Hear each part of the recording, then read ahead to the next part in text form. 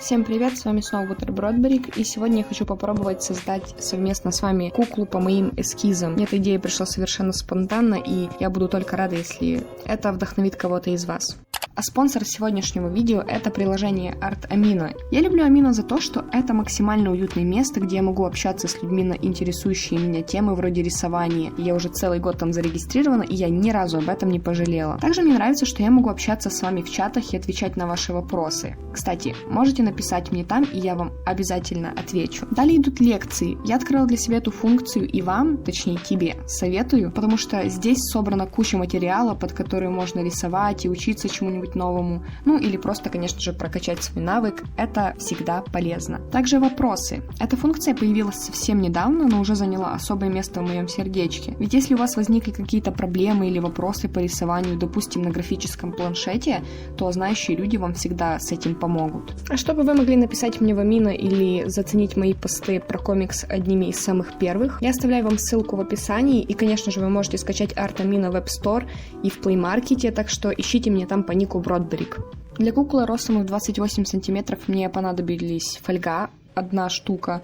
Ее, кстати, ушло не так много, хотя на первый взгляд может показаться, что прям дофига. Примерно 8 штук полимерной глины, пищевая пленка, нитки 8 штук для волос, акрил, ткань, кисточки, фетр, 2 вида клея, это PVA титан наждачка и лак для полимерной глины. Итак, для начала мы сожмакали с вами из фольги небольшой макет, чтобы не лепить ее полностью из полимерки, потому что, вы потратите слишком много денег и времени, плюс она так лучше пропечется и ничего у вас не испортится. Далее я беру свою полимерную глину, она у меня от фирмы вроде как пластишка, оттенка карамель, и понемногу начинаю обклеивать слой из фольги. Делайте слой, кстати, не слишком тонким, чтобы вы могли потом наждачкой сделать поверхность немного ровнее и чтобы у вас не просвечивались куски фольги. Кстати, совет вам небольшой. Старайтесь как можно аккуратнее лепить все и не оставлять царапин, вмятин, неровностей, ибо, как оказалось, что наждачка не очень-то справляется с тем, чтобы сделать все идеально ровным. Но если что, то следы и отпечатки пальцев оставлять не бойтесь, они в конце нормально стираются,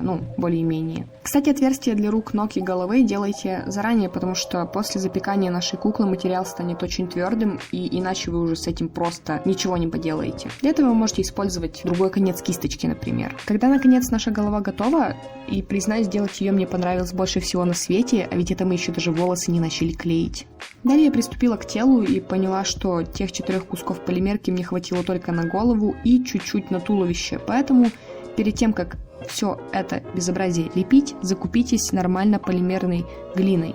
Купите примерно кусков 10, потому что размер этой пластики просто крайне обманчив. И пока Каролина из прошлого это все там лепит, пыхтит над этим, хочу посоветовать вам свой Инстаграм, потому что хотелось бы снова начать постить туда идейные фоточки, и, конечно же, в сторис вы будете узнавать одними из первых, о чем будет следующее видео, так что ссылка в описании, всех вас там жду. Вернемся к нашей лепке, и я скажу, что из-за перерыва в создании куклы я начала халтурить и делать их с огромными неровностями, но слава богу, я додумалась сшить потом штанишки, чтобы не было всего этого видно. Итак, положили мы все это дело в духовку на минут 10 при температуре примерно 120 градусов. И для того, чтобы не испортить фигурку, загуглите, пожалуйста, фирму своей пластики, полимерной глины, и то при скольки градусах ее лучше всего запекать, потому что если вы передержите ее, ваше изделие может потемнеть. И, конечно же, не забывайте о том, что нам нужно все это красиво почухать наждачкой, чтобы поверхность была более-менее ровной. Теперь мы приступаем с вами к созданию одежки. Если что, штанишки у нас такие не зря. Знаете, это был особый вид мазохизма, потому что я страдала над этим очень много. Поэтому советую вам не выбирать больно сложный аутфит для куклы.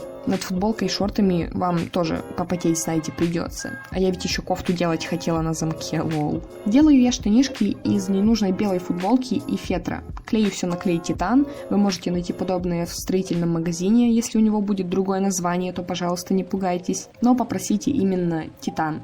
Кстати, небольшой совет по созданию одежды для таких лентяев, как я. Просто обводите куклу для макета одежды. Но, кстати, не забывайте сделать макет намного шире, потому что, когда будете склеивать или сшивать одежду, она намного уменьшится вширь. Если что, я все сажу на этот клей титан, который выдерживает практически и буквально огонь и воду. Поэтому я вам очень сильно его советую. Если вы купите себе бутылочку такого клея, то вы ни разу не пожалеете. Он клеит вообще все. А вот с созданием футболки у нас проблем практически не возникло. Мне очень понравилось рисовать малюсенький принт на ней. И он, кстати, тоже не случайный здесь. Я выбрала его из нашего магазина, где мы продаем что-то вроде нашего мерча. Он называется Laplace Claw, и ссылку на него я оставлю в описании. Там скоро будет обновление в виде значков, стикеров и море всего интересного. Так что я буду держать вас в курсе. Мне, кстати, безумно понравилось проводить так вечера, когда Мартин делал свои дела за компьютером и подсказывал, что и как мне делать лучше, и поддерживал меня. Поэтому, если бы он меня не подбадривал, то я бы, наверное, вряд ли даже сняла это видео, не то чтобы доделала куклу. Ох, а вот вам и создание волос. Сразу скажу, что я не засняла то, как я создавала эти трессы, кажется, из ниток. Ниток вам тоже нужно будет, очень много. И клей ПВА. Терпение тоже штука важная, потому что, чтобы сделать такие пряди, вам нужно будет на какой-то глянцевой поверхности сложить ровными кусками волосы и залить их сверху ПВАшкой. Я просто клеила скотчную доску и делала все в ряд. Сохнуть это все будет, где-то сутки, поэтому придется вам подождать, пока клей станет полностью прозрачным, чтобы отделить его от поверхности и начать все-таки клеить на голову волосы наши. Кстати, пока я тут все это клею, мне хотелось бы поблагодарить вас за 250 тысяч, если, конечно, у вас успело столько накопиться за время создания этого видео. Я снимаю видосы примерно года 2, а свой первый ролик опубликовала здесь целых 3 года назад. Когда-то я подумать не могла, что мне не будет страшно вещать на такую большую аудиторию, поэтому спасибо большое, что остаетесь со мной и ждете от меня обновлений, даже если они выходят раз в месяц. А возвращаясь к теме волос, скажу лишь, что опять все клеено титан. Конкретной схемы у меня нет, но чтобы вникнуть в это более детально, если хотите, то погуглите, пожалуйста, как делать парики куклам и всякое такое. Я вообще сначала парик хотела делать, но потом поняла, что нефиг морочиться, можно ведь на голову просто лепить. Итак, мы уже почти с вами закончили, поэтому сейчас главное не обосраться с рисовкой лица вашей кукле. Если что, советую взять вам любой красный карандаш и начать намечать глаза, нос, рот и так далее. Этим же карандашом я сделала что-то около теней, чтобы лицо не было слишком однотонным. Кстати, линером я наметила более четко, что и где должно находиться, чтобы потом обвести все поверх акрилом, чтобы это не смылось, не стерлось и все было ок. Далее вам ничего не остается, кроме как склеить нашу куклу по частям.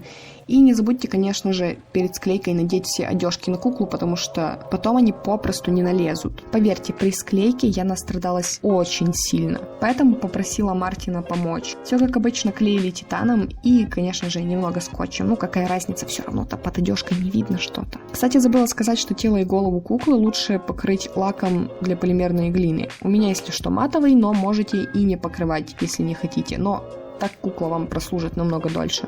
Потом мы, конечно же, стрижемся, приводим себя в порядок, и наш первый уродец отправляется на полку. Если честно, то мне очень понравилось лепить куклу своими руками. Знаете, есть что-то в этом, хотя получилось не прям то, чего я ожидала, но на этом я, конечно же, останавливаться не буду. Но если вы будете делать куклу по моему гайду, отмечайте меня на фото в инсте, ссылка, конечно же, в описании, и спасибо, что смотрите мои видосы. Пока-пока!